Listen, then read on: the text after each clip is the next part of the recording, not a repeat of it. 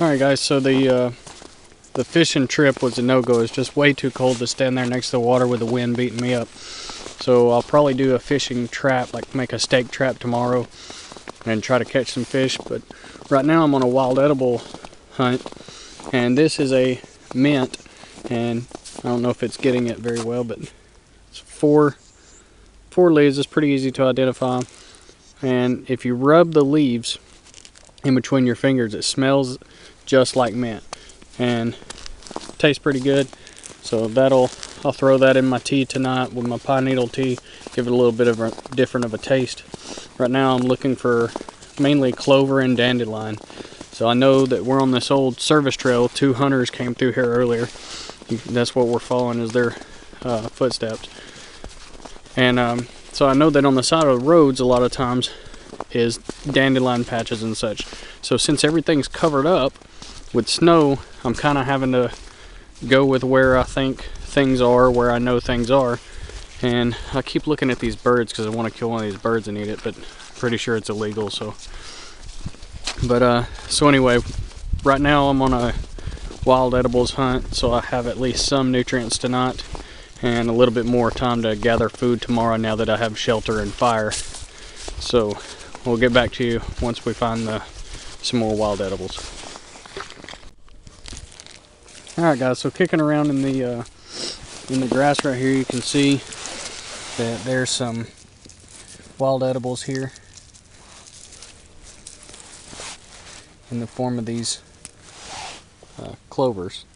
So this is going to be some of the things that I gather to eat. Clover's edible, stem of it's edible. The young ones taste best. The old ones that are bigger, they taste really bitter.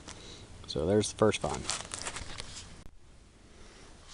Alright, so we can see that road right here and this road right here. So there's some greenery over here, so I'm guessing most likely if I scrape away at it that I'll be able to find something here. Here's a dandelion right here. There's one right here. So then I'll dig this up, I'll get the roots and everything, and the roots can be scraped and used as a coffee substitute, and the leaves will be going in my pot and boiled tonight. Alright, so let me collect a bunch of this. Alright, I'm headed back to camp. It's getting dark quick, so I gotta make this fast. This is a pine tree right here that has just fallen over. I guess from the snow you can still tell the needles on it are green, so it's just now fallen. And down there at the end right there where it pulled up the ground was the roots. And remember what I was telling you guys about the fat wood, about the you can smell this. It smells just like pine salt, but you see that? That's sap and the turpentine stuff. This is fat wood. This is all great for starting a fire, and this will burn for a really long time, get off a lot of heat. So that's how I collect my fat wood. So we're gonna go back. It's getting dark quick and I got some time to make up. So all right, this right here is going to be part of my dinner tonight. This little worm, it was in a piece of wood, so it's a grub. So the other one that I ate didn't really have a taste to it. I just wanted to show people, you know, this one's still alive. Obviously it's moving around, but not much, but it's protein and a little bit of fat. So down the hatch.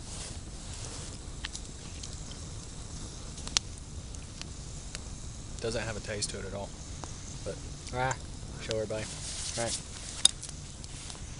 Alright guys, so this is the spider shelter, and as you can see there's not much room in here, but that's what you want. You want to be able to, for your body to be able to heat up this microclimate on your own. So there's not going to be much space at all. Pretty much between me and the tarp is just a few inches, and that's it. So there's just enough room for gear and everything, and nothing more. You don't want a huge amount of space in here to have to heat up. Alright, well, good night guys. We'll get back to you in the morning. Okay, so here we are the next morning. Got up out of the shelter. I don't know if you can see it behind me there, but it's got a good bit of ice on it.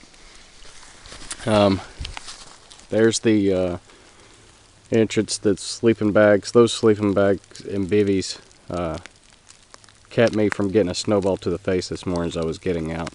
Here's my pack. We'll go through some of the gear today that I've decided to carry as my 10 items. I've got some extra stuff in there, but I'm not using it. It's just, I just grab my kit and go, but I'm gonna explain what my 10 items are, and those are the only 10 items I'm using while I'm out here. So here's the shelter that I use. Here's my friend's shelter. All right, so this morning, we've got this, this is what's left of the fire, and as you can see, it's still smoldering because of the way we covered it up before we went to bed. So those coals, I'm gonna go find some poplar bark or some cedar bark and process it down like I showed yesterday, and that's how I'm gonna get this fire back going. Every bit of our clothing is cold and wet. I'm freezing right now. So I got woke up this morning to a woodpecker somewhere over in here eating on one of these trees, which means he was going after grubs, which is what I had for dinner last night, those little grubs I ate next to the fire. So I'm going to try to find out which one of these is dead. It was one of these that are close, so I'm going to try to find out which one he was at, or if he comes back, because he's still around here somewhere. He was eating just a few seconds ago before I started filming. So I'm going to find out what tree he's in, try to see if I can't also get some grubs, eat some, use some as bait in the pond over there, and that'll be what I eat. I've still got some clover from yesterday, and that's going to be part of my breakfast. So I'm going to boil some water, get me some fluids in me, and then try to get me some grubs and maybe catch some fish today. We'll see. Alright, we'll also work on the shelter a little bit too. Build a little bit bigger shelter, a little bit more comfortable. I'm going to try to do different shelters while I'm out here, just to show you some of the different shelters you can do instead of just one shelter. So this will probably be the last night I sleep in the spider shelter. It did its job well, it was comfortable, but tonight I might make something different, so we'll see. Alright.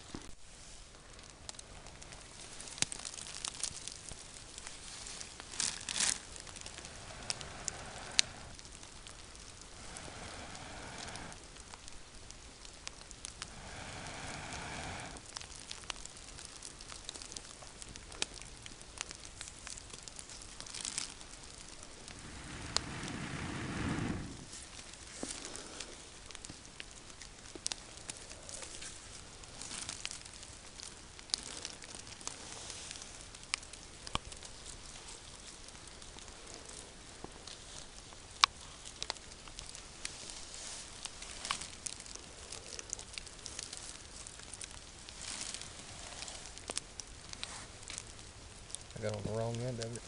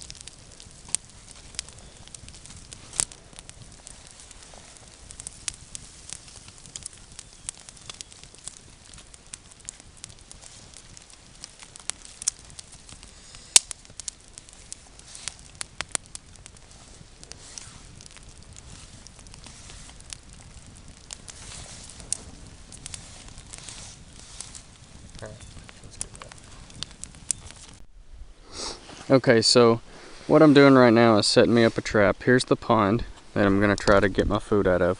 And as you can see, there's like a little channel that comes down through here, and it just goes up into here and stops. When this was deeper, I guess those were catfish holes or turtle holes or whatever, but the water right here, it's somewhat deep. You know, not too much. It's maybe 2 foot, if that. But what I'm hoping for is, what I'm going to do is build these sticks into this V shape and come up to a point V shape, come up to a point here, but leave the very point open. And what'll happen is fish will come in this way. They'll come in, they'll swim around, and they can't figure their way back out because the way that they swim, they try to stay along edges usually. And so what'll happen is they'll come along the edge, they'll hit this, they'll go over here, they'll see the middle, they'll come in, and they'll just get stuck up in here, and then I can just fish them out by hand if I have to.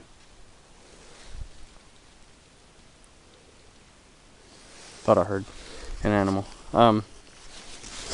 So anyway, I'll finish this up, fill in the gaps, and that's hopefully how I'll catch some food today. I'm also going to look for some more grubs, more dandelions.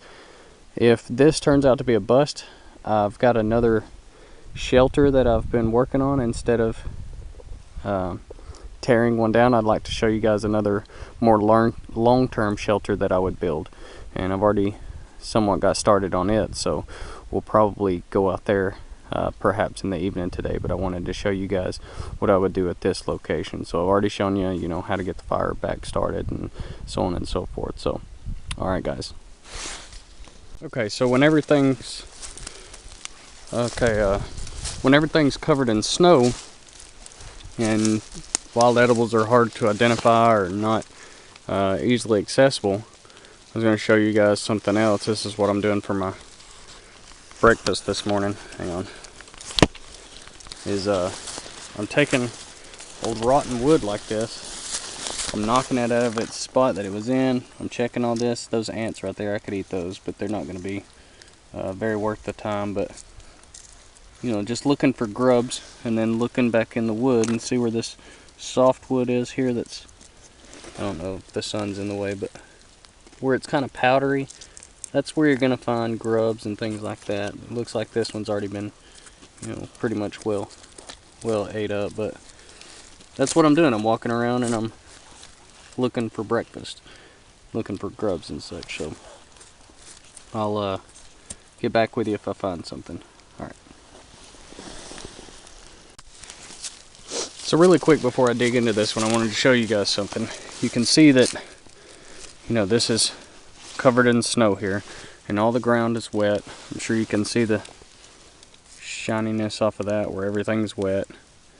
Okay, but if you look, like I was saying, look under trees, overhangings, and things like that. If you can see the color difference just right here, and you can see how dry that one is. You can see a little bit was sticking out, but that's dry. That's something I could turn into a bird's nest, start maybe a solar fire or whatever. But that's dry. So if you're looking for dry tinder to start your bird's nest and whatnot, and to start your fire, this is the type of place you're going to look, is under here. Now at the end where it's touching the ground is where I'm going to roll over to try to find some food, but right here is where I'm going to try to find fire. So there's a little tip. Alright, so I found me a little breakfast. What I did is I turned this log right here over, this really rotten log, and what I found is that grub. And I'm not really sure what kind of bug this is, but it's probably edible. But I'm gonna basically just cut the pinchers of this off, of this grub off, and that's gonna be part of my breakfast here. So alright, so this is the grub that was in this log right here. When I cut his head off, this black, that's his insides, that black. But I was gonna eat him, but I figured I'd film it, because if you didn't film it, it didn't happen. So here it is.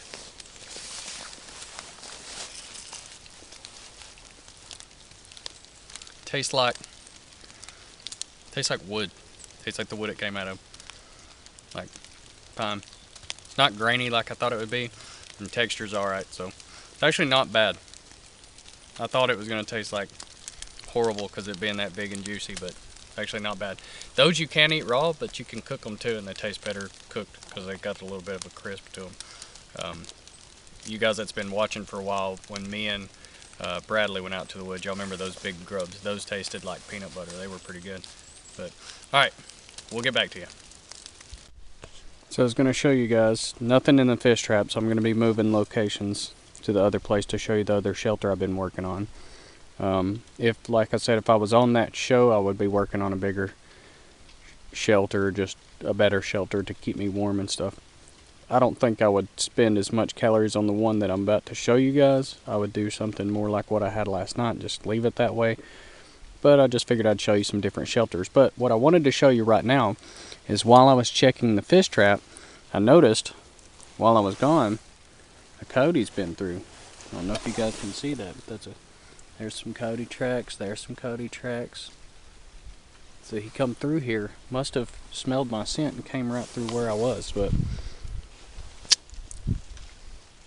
had a bad taste in my mouth. So anyway, so if I was going to be doing this and trying to survive, I would be setting some traps down here, because there's obviously some tracks down here. There's some older tracks where it's dry. So there's raccoon and things like that, possum. Everything comes down here to get a drink of water. So if I was going to be doing this, trying to survive longer term, I'd definitely stay here or be near water, not only for a water source but for a food source, because everything needs water. So that being said, when I get to the other location, I'm also going to try to show you guys. I've only got today and tomorrow before I got to go back to work, but I'm going to try to show you guys some other types of traps and snares and things like that, so that you have an idea of what I would use. Now, in Georgia, I can't actually use those traps. I can't catch anything in those traps. I'm going to set them up, show you how to do them, and then I've got to immediately take them down, which kind of sucks, because you know, it'd be a good way for me to get some food out here. That's kind of what's keeping me, just to grubs and worms and, you know, snails and things like that that I can find out here in wild edibles, plants and such. I don't actually get a good meat source right now. But you could catch rat, mice, gophers, not gophers, but little chipmunk looking things. You can catch all those in those little deadfall traps, but can't use them out here. But alright, so I'm gonna go pack everything up, make it look like I was never there before, and move locations to the other location and show you guys my other shelter, and I'll get back with you.